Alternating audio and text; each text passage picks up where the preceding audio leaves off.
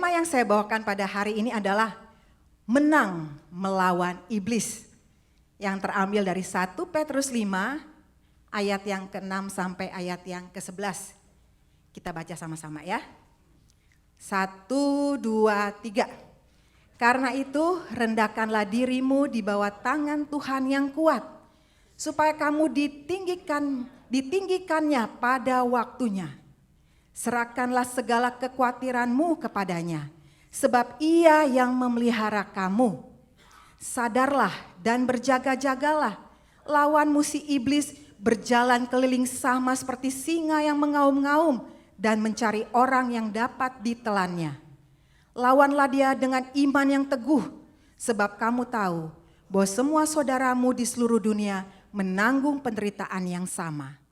Dan Allah, sumber segala kasih karunia, yang telah memanggil kamu dalam Kristus kepada kemuliaannya yang kekal, akan melengkapi, meneguhkan, menguatkan, dan mengokohkan kamu sesudah kamu menderita seketika lamanya. Ialah yang empunya kuasa sampai selama-lamanya. Amin. Saudara, ada seorang ibu yang bernama Dewi. Dia memiliki 2 orang anak yang masih duduk di bangku SD. Dan suaminya seorang guru SMA yang penghasilannya hanya cukup untuk mencukupi kebutuhan rumah tangga mereka. Pada suatu hari, temannya yang bernama Mira menawarkan pekerjaan kepada Dewi. Wi, kamu mau uang yang banyak gak? Aku ada kerjaan nih. Lalu Dewi menjawab, aduh Mir, gue sibuk, gak ada waktu kerja. Gue udah terlalu sibuk ngurusin keluarga gue nih. Kerjaannya gampang Wi, tapi duitnya dong gede. Masa kamu hanya mau begini-begini aja hidupmu? Kamu tega? Lihat anakmu setiap hari naik turun bis. Pastinya kamu juga mau dong mengajak keluargamu untuk jalan-jalan. Mendengar itu, si Dewi berpikir dan berkata dalam hatinya, benar juga ya. Kalau aku punya uang yang banyak, aku pasti bisa membahagiakan keluargaku. Kenapa aku tidak mengambil kesempatan ini? Lalu akhirnya Dewi berkata, oke Demir, aku ambil pekerjaan ini. Tapi syaratnya, jangan kasih tahu suamiku ya. Lalu Mira jawab, tenang Wi, gue kan CS lu. Gue janji deh, gak akan kasih tahu suami lu. Oke Wi. Semenjak kejadian itu saudara, kehidupan keluarga Dewi pun berubah. Punya mobil, punya barang-barang mewah. Dan Dewi juga sering mengajak keluarganya untuk makan di restoran yang mahal. Lama-kelamaan suaminya mulai curiga dengan perubahan itu dan bertanya kepada istrinya, Mama tuh kerjanya apa sih? Kok duitnya banyak banget? Kerjanya halal kan Ma? Lalu Dewi mendengar itu langsung marah dan berkata, Papa gak usah tanya-tanya. Pokoknya Papa tahu hidup kita senang, titik, jangan cerewet. 2 hari kemudian suami Dewi mendapat telepon dari kepolisian. Apakah ini suami dari Ibu Dewi? Oh iya Pak, saya sendiri. Kenapa Pak? Kami mau memberitahu istri Anda ditahan karena tertangkap basah menjual narkoba di sebuah restoran. Mendengar itu, suaminya Dewi langsung syok. Dia lemes dan berkata dalam hati, dari awal aku sudah mulai curiga. Kenapa dia tidak mau memberitahukan tentang pekerjaannya? Ternyata ini. Lalu dengan nada penyesalan, suaminya berkata, aduh Ma, kenapa Mama mudah tergoda dengan uang yang banyak? akhirnya menghancurkan hidup mama dan keluarga kita. Saudara, cerita Dewi ini adalah salah satu contoh cara kerja iblis yang berusaha untuk menarik manusia jatuh ke dalam dosa. Dengan berbagai cara dan tipu muslihat, iblis selalu menarik manusia agar jatuh dalam dosa. Demikian juga yang dialami oleh jemaat mula-mula ketika Petrus menuliskan surat ini. Mereka juga mengalami godaan iblis. Misalnya, tidak taat kepada pemerintah, hidup jauh dari firman Tuhan, pesta pora, mabuk-mabukan. Itu semua menghampiri kehidupan keluarga Kristen pada saat itu. Itulah sebabnya Rasul Petrus memberikan peringatan kepada mereka agar mereka bisa menang melawan iblis. Dan sebagai orang percaya yang hidup pada zaman ini, kita pun tidak terlepas menghadapi berbagai cobaan iblis. Dan cobaan iblis itu dapat dalam bentuk godaan, cobaan maupun rayuan. Misalnya korupsi uang, korupsi waktu, tidak taat kepada firman Tuhan, jatuh dalam godaan seksual, dan masih banyak lainnya. Juga bisa dalam bentuk serangan langsung, yaitu kerasukan dan lain sebagainya. Karena itu saudara, kita harus sadar dan bersiap melawannya. Dan Tuhan menjamin kemenangan bagi kita. Lalu pertanyaannya, bagaimana caranya supaya menang melawan iblis? Yang pertama adalah merendahkan diri di bawah tangan Tuhan yang kuat. Saudara, istilah rendahkanlah dirimu dalam ayat yang ke-6 adalah membenci kesombongan diri atau mengakui ketidakmampuan diri. Dan ini berbeda dengan rendah hati. Kalau rendah hati saudara, itu berarti tahu bersyukur, tahu berterima kasih.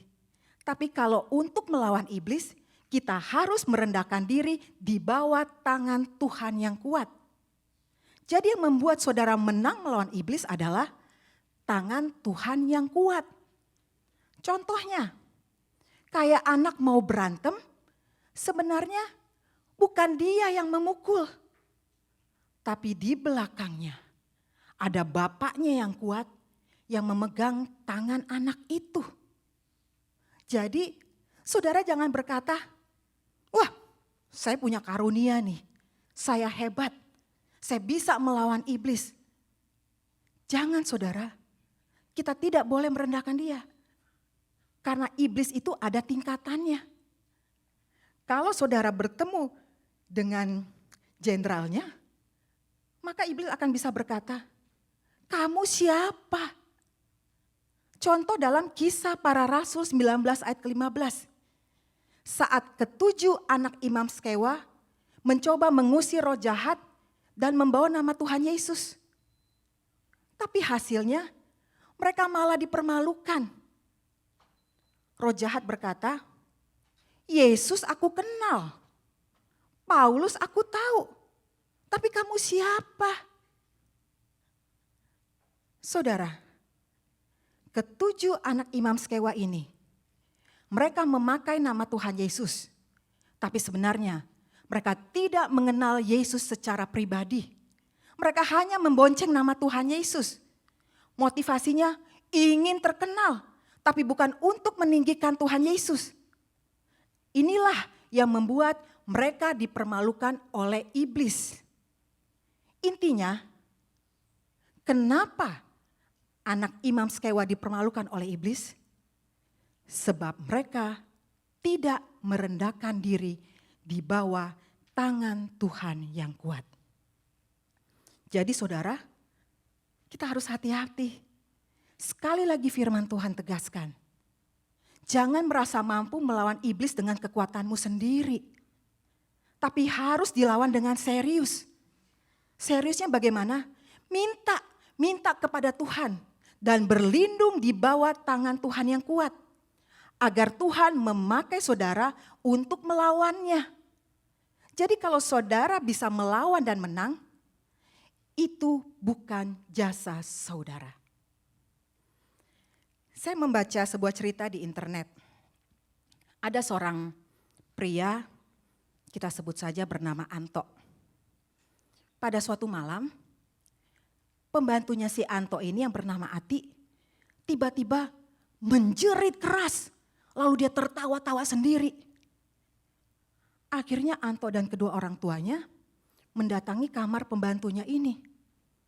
Ketika mereka membuka kamar si Ati sudah dalam posisi miring, matanya merah dan berkata-kata dalam bahasa Jawa yang tidak dimengerti. Karena Anto dan keluarga berasal dari suku Batak. Karena takut dan bingung, si Anto pergi ke tetangganya yang bernama Ibu Parti, seorang Jawa Tulen. Dibawalah si Ibu Parti ini ke rumah. Akhirnya si Ibu Parti ini berbicara atau berdialog dengan roh jahat dalam tubuh Ati. Dari dialog ini diketahui bahwa si roh jahat ini menginginkan kematian Ati dengan cara melompat dari lantai atas. Mendengar itu, si Ibu Parti juga ketakutan. Lalu akhirnya dia memanggil temannya seorang dukun. Dan dukun ini membawa sesajen. Kopi, telur, kemenyan. Lalu si dukun ini mendatangi Ati. Memegang-megang jari Ati. Langsung dia kompat-kamit di depan mukanya si Ati. Dan proses ini berlangsung selama 1 jam. Setelah 1 jam, si Ati tenang. Setelah tenang, akhirnya Ibu Parti dan si dukun ini pulang. Setelah kejadian itu saudara, si Anto berpikir, kenapa saya yang percaya Tuhan Yesus berdiam diri saja dan memanggil orang yang tidak percaya? Keesokan harinya, si Ati kambuh lagi. Ternyata si dukun tidak bisa mengusir roh jahat dalam tubuh Ati. Melihat keadaan itu, si Anto pun ada perasaan takut. Lalu dia masuk ke dalam kamar dan berdoa. Tuhan Yesus, ampuni saya. Kalau saya selama ini tidak mempercayai Engkau, sehingga memanggil dukun untuk mengusir roh jahat. Tapi mulai hari ini, saya mau mempercayai Engkau di atas segalanya, melebihi segalanya. Dan saya percaya bahwa di dalam nama-Mu ada kuasa yang besar dan Engkau sanggup untuk mengusir roh jahat dalam tubuh Ati. Karena Engkau adalah Allah yang maha kuasa. Amin. Setelah itu, setelah dia selesai berdoa, dia panggil orang tuanya, lalu mereka menyanyikan lagu. Dalam nama Yesus, dalam nama Yesus ada kemenangan. Dalam nama Yesus, dalam nama Yesus iblis dikalahkan. Dalam nama Tuhan Yesus siapa dapat melawan? Dalam nama Tuhan Yesus iblis dikalahkan. Setelah mereka menyanyikan lagu itu, tiba-tiba si Ati menjerit. Lalu dia berteriak, panas, panas, ampun, ampun. Melihat itu, Anto berdoa lagi dan berkata, Tuhan tolong aku, tunjukkanlah kuasa-Mu. Setelah selesai berdoa, Anto mendekati Ati dan berkata, dalam nama Tuhan Yesus, roh jahat dalam tubuh Ati, saya perintahkan saat ini juga keluar dari tubuh Ati. Tiba-tiba tubuh Ati terpelentang ke kiri, terpelentang ke kanan, dan dia berteriak lagi, panas, panas. sambil melotot menatap tajam matanya si Anto. Terus berteriak, panas, panas. Tiba-tiba gubrak. Ati terjatuh dan tubuhnya lemas. Dan roh jahat pun keluar. Luar biasa. Kuasa Tuhan Yesus sanggup mengusir roh jahat. Saudara, mungkin saudara tidak mengalami serangan langsung dari iblis seperti si Ati. Tapi serangan iblis bisa dalam bentuk yang lain. Misalnya, godaan keuangan, berdusta, menipu, daya tarik dunia, pornografi, dan lain sebagainya. Iblis bisa memakai itu semua. Tapi kita tidak boleh dan kita tidak perlu takut saudara. Karena di dalam nama Tuhan Yesus, dengan kuasa Tuhan Yesus, kita sanggup mengalahkan iblis. Asalkan kita merendahkan diri di bawah tangan Tuhan yang perkasa. Ingat saudara, ketika saudara meninggikan diri, ketika saudara hanya mengandalkan diri sendiri, saudara pasti kalah. Saudara pasti gagal. Tapi mari belajar mengakui kelemahan diri. Mari belajar mengakui dosamu. Dan kemudian minta kepada Tuhan yang perkasa itu. Maka hidup saudara akan berkemenangan. Jangan pernah meremehkan kuasa Tuhan. Karena dialah yang empunya kuasa. Amin. Yang kedua, menyerahkan kekhawatiran kepada Tuhan. Saudara, pada ayat yang ke-7 ada istilah, serahkanlah segala kekhawatiranmu kepadanya. Kadangkala ketika iblis menyerang, maka muncul ketakutan dan kekhawatiran. Apa beda ketakutan dan kekhawatiran? Ketakutan adalah suatu ancaman yang sudah ada di depan kita. Dan kadang ini membuat kita jadi takut. Dan itu normal, karena sudah nyata di depan kita. Tapi kalau saudara terus tinggal di dalam ketakutan, itu jadi tidak normal. Karena itu saudara harus keluar dari dalam ketakutan itu. Sebab Tuhan yang memberikan jaminan.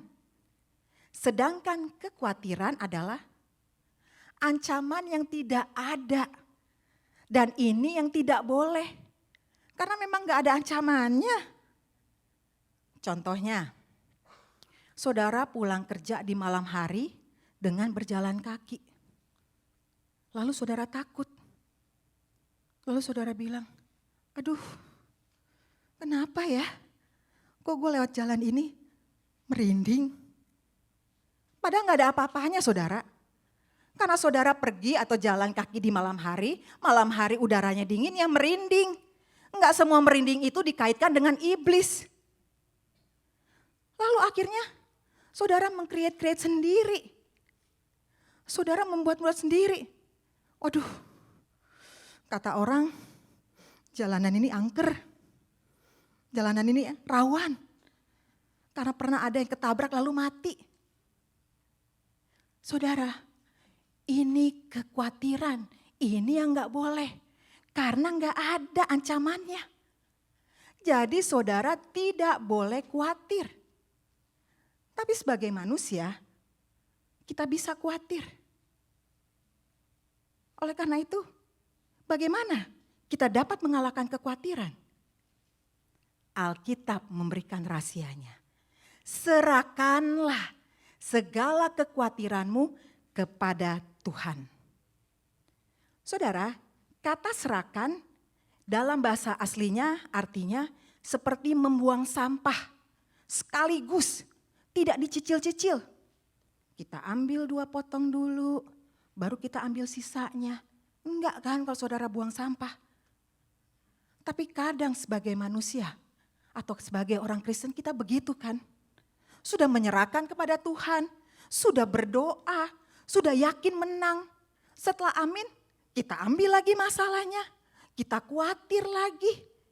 Ini yang gak boleh saudara, karena sepertinya saudara meragukan Tuhan. Saudara curiga kepada Tuhan kalau Tuhan tidak mampu menolong saudara. Dan kata serahkan ini ditulis dalam bentuk perintah.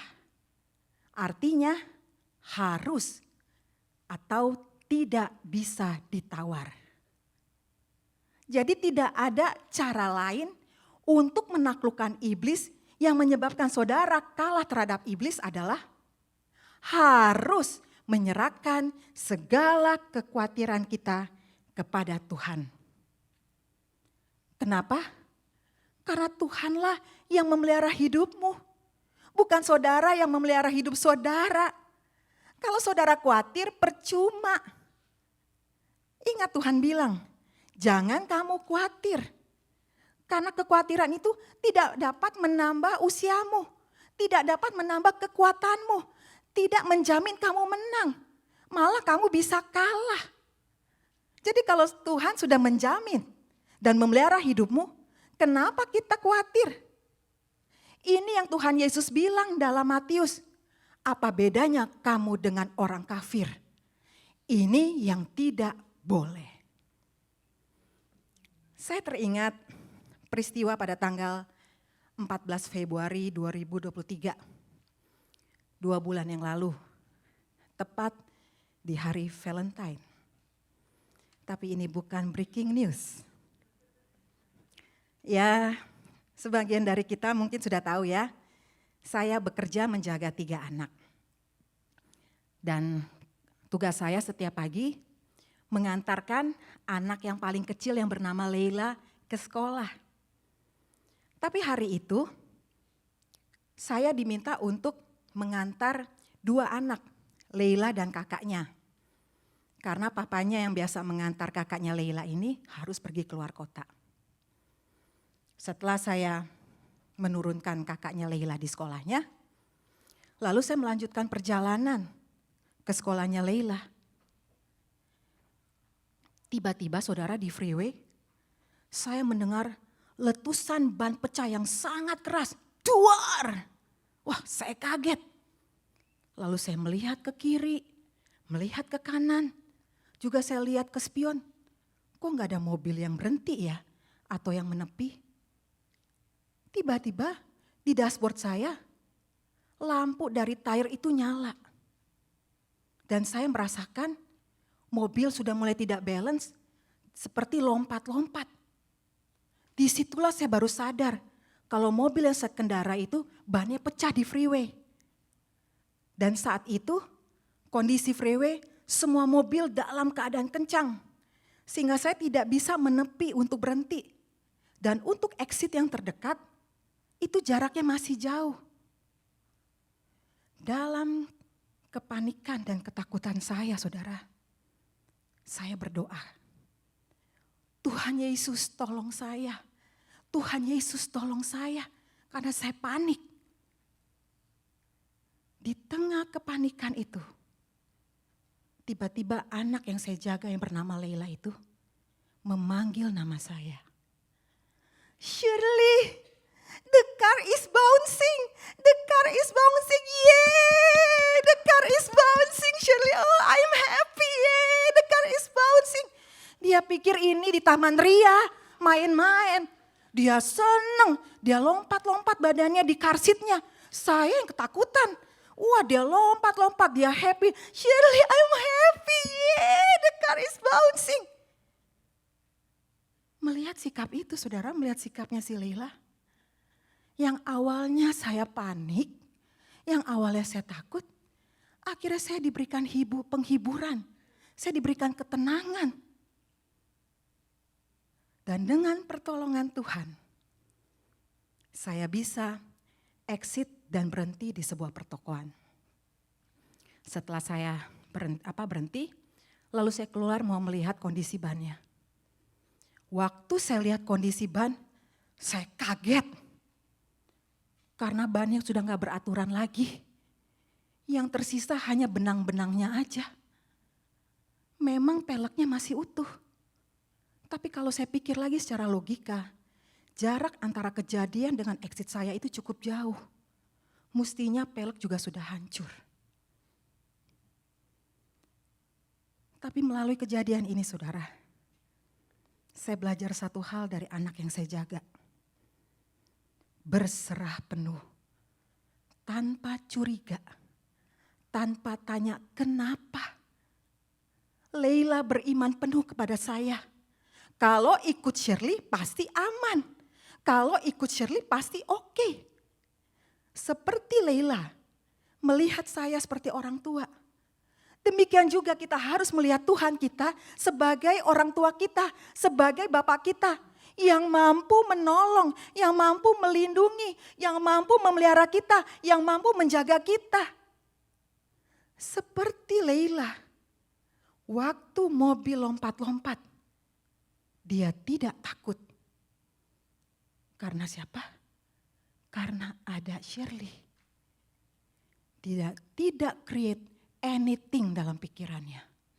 Dia tidak curiga anything. Itulah berserah. Itulah berserah kepada Tuhan. Tanpa curiga, tanpa banyak tanya, tapi percaya penuh kepada Tuhan. Apa yang membuat saudara khawatir selama ini? Gaji yang habis?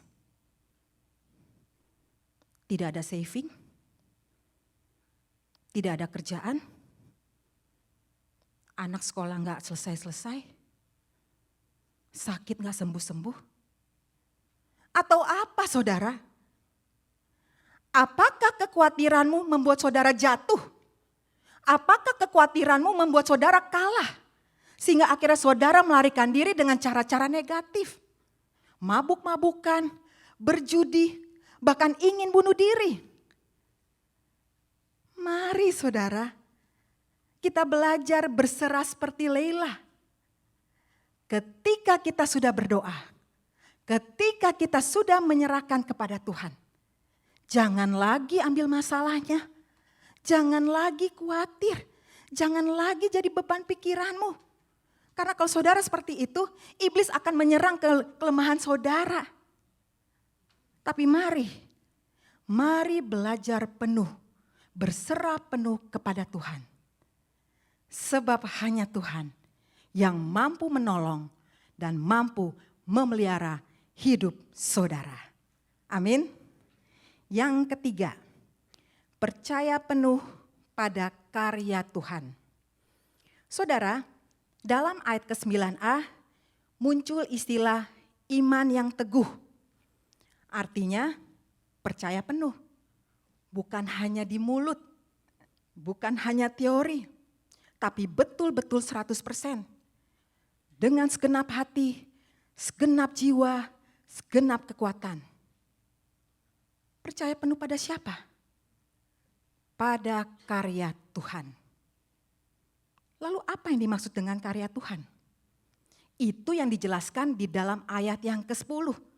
Yaitu 4 kata kerja.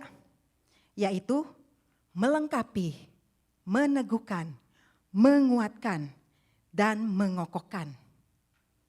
Dengan kata lain, kalau saudara ingin dapat melawan iblis dan menang, maka saudara harus percaya penuh pada 4 karya Tuhan yang bersifat aktif ini. Dan istilah kasih karunia yang telah memanggil kamu dalam Kristus, itu menunjuk pada semua orang percaya. Artinya, karena kita sudah di dalam Kristus, maka kasih karunia itu diberikan kepada kita sebagai jaminan kemenangan. Jadi kita harus bersyukur bahwa sebagai orang Kristen, kita bukan hanya diselamatkan jiwanya, tapi dalam perjalanan hidup, ketika menghadapi berbagai macam tantangan, godaan, cobaan, baik dari dunia maupun dari serangan si jahat, kasih karunia Kristus itu diberikan kepada kita sebagai jaminan kemenangan. Dan kalau kita bandingkan dengan 1 Korintus 15 ayat yang ke-57, dikatakan karena Yesus sudah menang melawan kuasa iblis, kuasa dosa, dan kuasa maut. Maka kita sebagai orang percaya pun diberikan jaminan kemenangan yang sama. Dan ini adalah garansi dari kuasa kebangkitan Kristus. Lalu apa yang dimaksud dengan garansi? Garansi berarti suatu kepastian. Sebab Tuhanlah yang berkarya. Sekali lagi, melengkapi, meneguhkan, menguatkan, dan mengokohkan. Nah saudara, kalau Tuhan sudah memberikan jaminan kemenangan, maka saudara harus siap untuk melawan iblis dengan iman yang teguh dan percaya yang penuh kepada Tuhan. Maka Tuhan akan memberikan kemenangan. Saya membaca sebuah cerita, di Afrika ada kijang yang luar biasa. Karena kijang ini bisa melompat setinggi 3 meter dan dapat melompat sejauh 9 meter. Namun binatang ini dengan mudah dapat dikurung dalam kebun binatang yang hanya dipagari, yang pagarnya ini tidak lebih tinggi dari 1 meter. Logikanya saudara, kalau kijang ini mau melepaskan diri dari kurungannya, gampang kan? Karena dia bisa lompat 3 meter, pagarnya nggak lebih dari 1 meter. Tapi kenapa dia diam saja? Seolah-olah dia tidak berdaya. Saudara, sebenarnya kijang ini mampu melepaskan diri dari kurungan di dalam kebun binatang. Tapi kenapa dia tidak lakukan? Hanya berputar-putar di situ saja. Karena dia tidak sadar, dia mampu melompat setinggi 3 meter dan mampu melompat sejauh 9 meter. Orang Kristen juga begitu kan? Saudara sadar enggak? Kalau saudara sudah diberikan jaminan kemenangan untuk melawan godaan dunia dan kuasa si iblis. Karena Yesus sudah memberikan jaminan itu. Dia sudah menang melawan kuasa iblis, kuasa maut, dan kuasa iblis, kuasa maut, dan kuasa dosa. Jadi saudara, kenapa kita seringkali nggak bisa menang? Karena kita nggak sadar. Dan karena nggak sadar itu, kita terus berputar-putar seperti di lingkaran setan. Kita nggak menang karena kita tidak memiliki kesadaran itu. Selama ini, bagaimana saudara menghadapi godaan dunia dan serangan si jahat? Apakah saudara seperti kijang itu yang hanya berputar-putar di tempat, jatuh di tempat yang sama, melakukan kesalahan yang sama, tidak dewasa-dewasa, akhirnya iblis ketawa karena gak bisa mengalahkan dia? Mungkin saudara tidak sadar, saudara lupa kalau Tuhan sudah memberikan jaminan itu. Ingat saudara, seberat apapun masalah yang saudara hadapi, itu terbatas. Masalah yang saudara hadapi tidak akan melampaui kemampuanmu, tidak akan melampaui garansi yang diberikan oleh Kristus. Mari saudara, serangan apapun, godaan apapun, pandanglah kepada Kristus. Fokuslah kepada Kristus yang sudah menang dan memberikan garansi itu. Saya yakin hidup saudara akan berkemenangan. Amin.